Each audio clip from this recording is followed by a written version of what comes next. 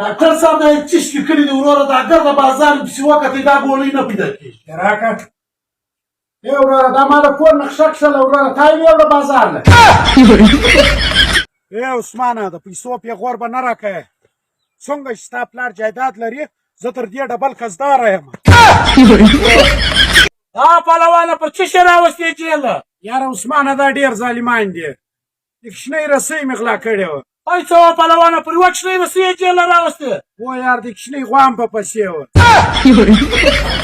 وروره خپل کلي کې ورسم فرق څو کې وروره ستا د بدماشي خلک کیسې کوي ډېر بدماش را تېر سوی عثمانه هلته کسان راغلي دي جنګ له څو کسان دي 10 که 40 دي څه وه یاره مینه نن جمعه نه وای بیا ما جنګ ورسره کوئ پهلوانه غوښه پخومه ای زمانه ستا کله غوښه زده وه وروره د لس ایټم استاد یم خلک پسې راګرځي ښه یو ښکاره کڅه کم مې پخ کړې دا خو دې سوځلې ده دا لسم ایټم دی رکانه چنا والا چې ویډیو جوړوي تا لیدلي دي چې په لاخه کې سړی ووایست سیټې یې په خوله کې د بخ په وکې ته د زما انډیوال څومره دي در چنا والا ټیټ دی که ډیله دی بخیت څنګه دی بخیت څنګه دی ته ونیسه چې سره شوره مالته موبایل ته سایټ ودرېږه چې ته تکړه یې که نه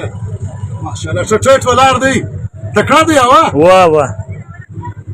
داسې راوترخېږه ښه لاس ډېر ښه یي دې دې چې لاندې د خوا کار ته راغلی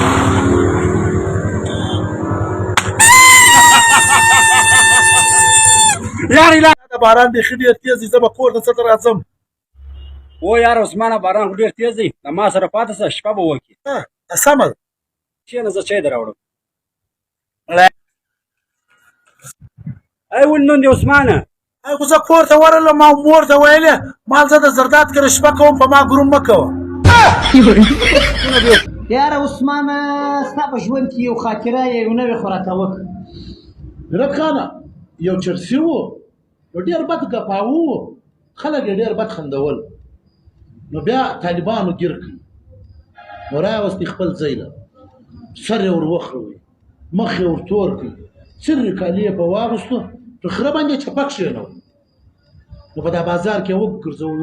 وګرځوئ څه چې ماښام یې لکوئ نو طالبانو دا ورته ویلې ول بیا کوې که نه کوې دا چرسي و طالبانو ته ویلې په ګرځ ولې ولاکه دومره ساعت تېر سوی دی که دا نن دا دومره مزاقه بندوي هغه پر دوی مذاق